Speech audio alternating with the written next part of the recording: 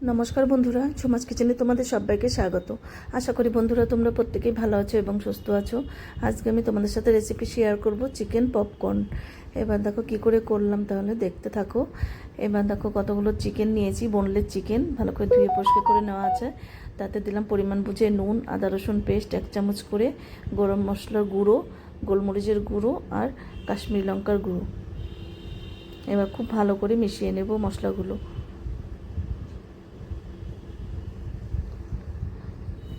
এবার আর একটু কাঁচা লঙ্কার বাটা দিলাম ঝালের জন্য। তোমরা চাইলে শুকনো লঙ্কার গুঁড়োও দিতে পারো, আমি কাঁচা লঙ্কা দিয়েই সবসময় রান্নাটা করি। এবার আবারও ভালো করে মিশিয়ে নিলাম।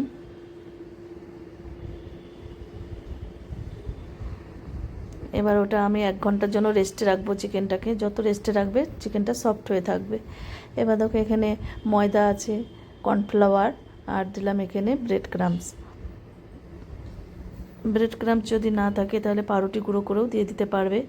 আর এখানে 2টো ডিম নিয়েছি, ডিমের মধ্যে একটু নুন আর একটু লঙ্কার গুঁড়ো দিয়ে এটা ভালো করে নেড়ে নিলাম।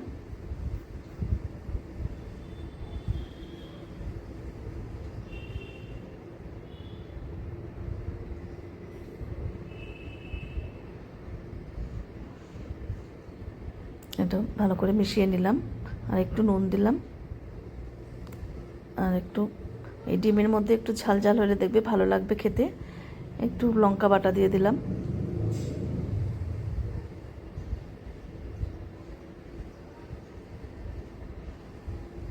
ভালো করে মিশিয়ে নিলাম।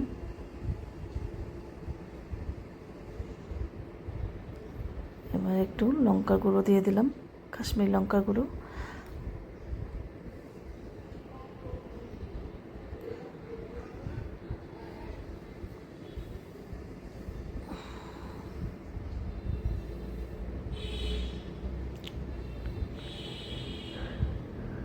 এবার একটা একটা করে নিয়ে ডিমের ব্যাটারে লাগিয়ে তারপর দেখো এটা কোটিং করে নেব ওই ময়দার কর্নফ্লাওয়ারের সাথে। এইভাবে চেপে চেপে দেখো এইভাবে করে করে নিতে হবে সবগুলোকে।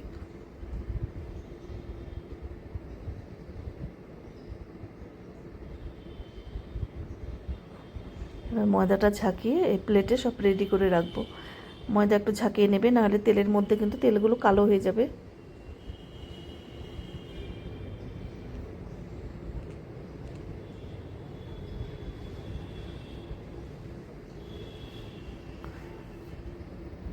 দেখো এইভাবে আমি করে নিয়েছি সবগুলো।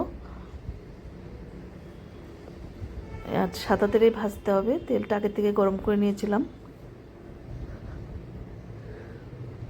এবার একটা একটা করে দিয়ে দেব।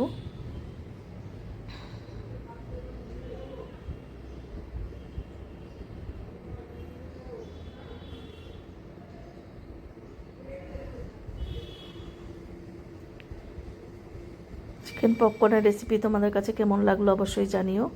আর যদি পারো তাহলে কিন্তু ঘরে একবার হলো ট্রাই করো, ভীষণ সুন্দর একটা রেসিপি। আর বাড়ির বাচ্চারা তো খুবই পছন্দ এসব রেসিপিতে। আর ঘরে করার মজাটাই কিন্তু আলাদা দেখবে। দেখো এবার একটু গ্যাসের ফ্লেমটা কিন্তু কমিয়ে দিয়ে রাখতে হবে, নাহলে কিন্তু ওপরটা লাল হয়ে যাবে আর ভেতরটা কাঁচা থাকবে। এবার গ্যাসের ফ্লেম কমিয়ে দিয়ে আমি এটা ভেজে নিলাম।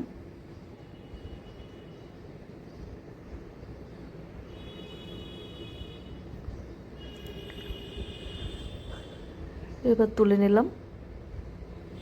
এবার সেকেন্ড ব্যাচেরগুলো ভেজে নেব।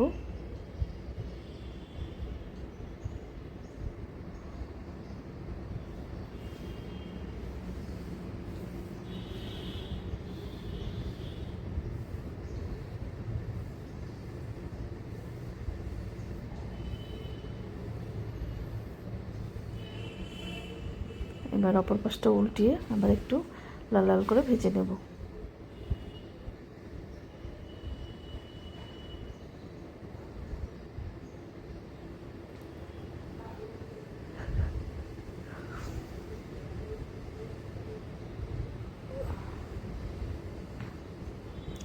যেহেতু ডিমের ব্যাটারে এটা লাগানো আছে সেই জন্য এই তেলটা ফেনা হয়ে গেছে। দেখো আমার সবগুলো ভাজা হয়ে গেছে। এবার সার্ভ করে দিয়েছি। এবার এই ট্রেটার মধ্যে সার্ভ করে টেবিলে দিয়ে দেব পরিবেশন করার জন্য।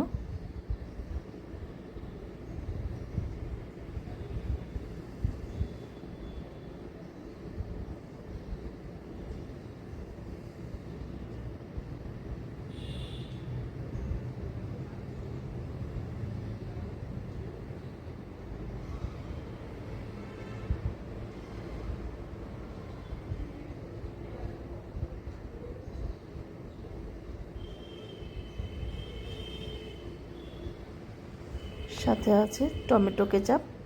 টমেটো কেচাপের সাথে এটা কিন্তু দারুণ জমে যাবে। আমি একটা ভেঙে দেখিয়ে দিচ্ছি।